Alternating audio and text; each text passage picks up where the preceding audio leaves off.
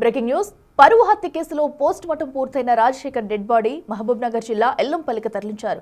గ్రామంలో ఘర్షణ వాతావరణం తలెత్తకుండా పోలీసులు బందోబస్తు ఏర్పాటు చేశారు. శాంతి భద్రతల సమస్యల వల్ల అంత్యక్రియలు పూర్తి చేయాలని కుటుంబ సభ్యులను రెవెన్యూ పోలీసు సిబ్బంది కోరారు. అయితే దోషులకు శిక్ష పడే వరకు అంత్యక్రియలకు అంగీకరించబోమని కుటుంబ సభ్యులు చెబుతున్నారు. కలెక్టర్తో మాట్లాడి తగిన న్యాయం చేస్తామని అధికారులు హామీ ఇచ్చారు. నేడు ఫరూక్ నగర్ మండలం ఎల్లంపల్లికి సిపిఎం రాష్ట్ర ప్రధాన కార్యదర్శి జాన్ వెస్లీ వస్తుండటంతో పోలీసులు అప్రమత్తమయ్యారు. కుటుంబ సభ్యులను పరామర్శించి ఘటన వివరాలు తెలుసుకోనున్నారు జాన్ వెస్లీ.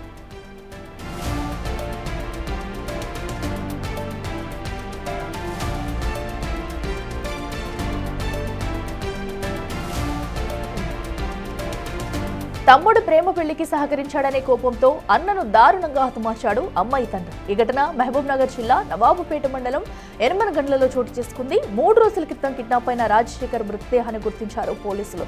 రాజశేఖర్ హత్యకు ప్రధాన కారణం అతని తమ్ముడు చంద్రశేఖర్ ప్రేమ వివాహమేనని పోలీసులు నిర్ధారణకు వచ్చారు.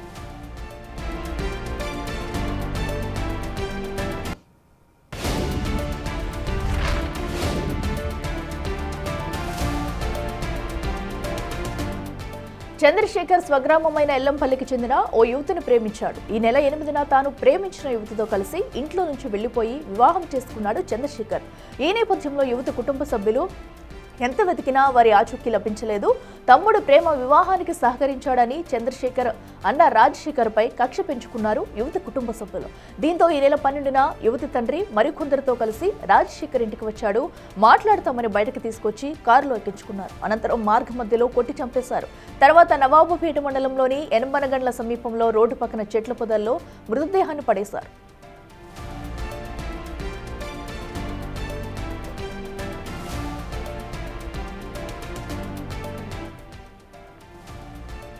ఇటుక మరింత సమాచారం మా ప్రతినిధి శంకర్ అందిస్తారు. శంకర్, చెప్పండి, ఇప్పటికీ అటు రాజశేఖర్ మృతదేహానికి అయితే పోస్ట్ మార్టం కంప్లీట్ అయినట్టు తెలుస్తుంది.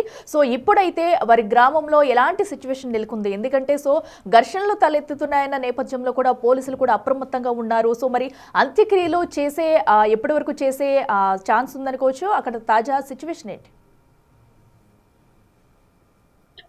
ఎస్ అఖిల, ఉమ్మడి పాలమూరు జిల్లాలో పరువు హత్య కలకలం రేపుతుందనే చెప్పవచ్చు.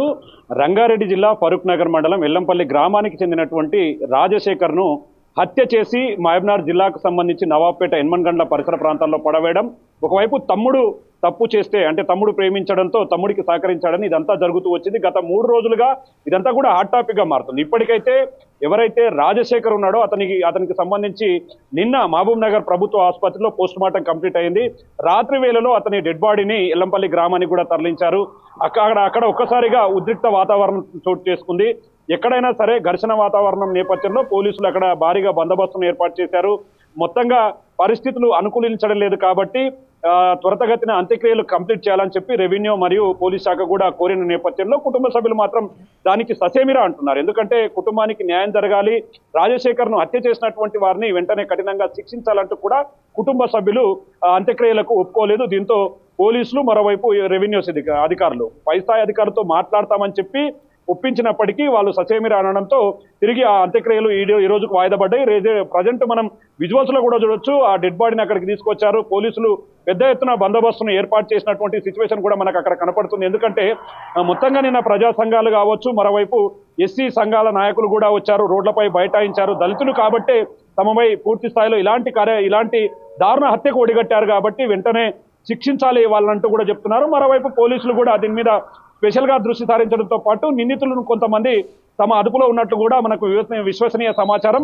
మొత్తంగా అంత్యక్రియలు పూర్తయిన తర్వాత దీనికి సంబంధించి పూర్తి అప్డేట్ షాద్నగర్ ఏసీబీకి సంబంధించినటువంటి లక్ష్మీనారాయణ దీని మీద పూర్తి వివరాలు వెల్లడించే పరిస్థితి కనిపిస్తుంది. ప్రస్తుతం ఈ నేపథ్యంలో ఈ రోజు సిపిఐ రాష్ట్ర ప్రధాన కార్యదర్శి జాన్ వెస్లీ కూడా ఆ ఊరుకు రానున్నాడు. అక్కడ సంఘటన వివరాలను తెలుసుకొని ఆ తర్వాత కుటుంబాన్ని కూడా పరిశీలించడంతో అక్కడ పూర్తి స్థాయిలో బందోబస్తు ఎక్కువగా పెట్టినటువంటి సిచ్యువేషన్ అక్కడ కనపడుతుంది. అఖిల, రైట్ శంకర్, థ్యాంక్ యూ.